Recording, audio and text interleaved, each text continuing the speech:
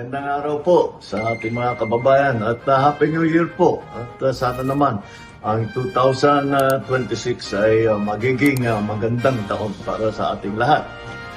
Sa aming patuloy na tumulong sa ating mga kababayan, lalo na sa tinatawag nating healthcare,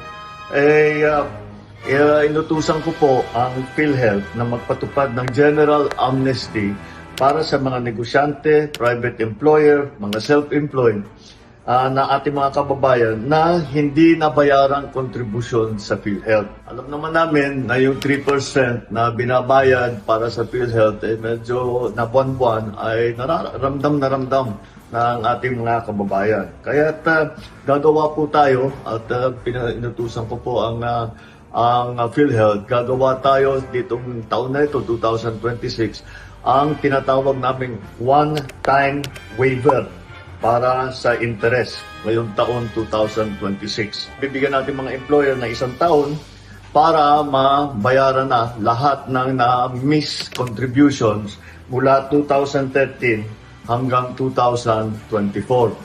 At ito po ay palagay namin sa kalkulasyon namin, ito ay makakatulong po sa mga 300,000 na mga benepisyaryo. Hinihikayat din natin ang ating mga employer na i-update na ang lahat ng information ninyo at magrehistro i-rehistro ang mga empleyado ninyo sa Yaman ng Kalusugan o yung ating tinatawag na YAKAP program.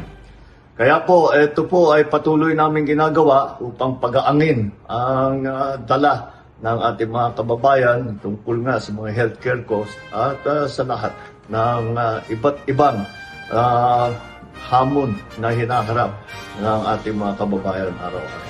Happy New Year!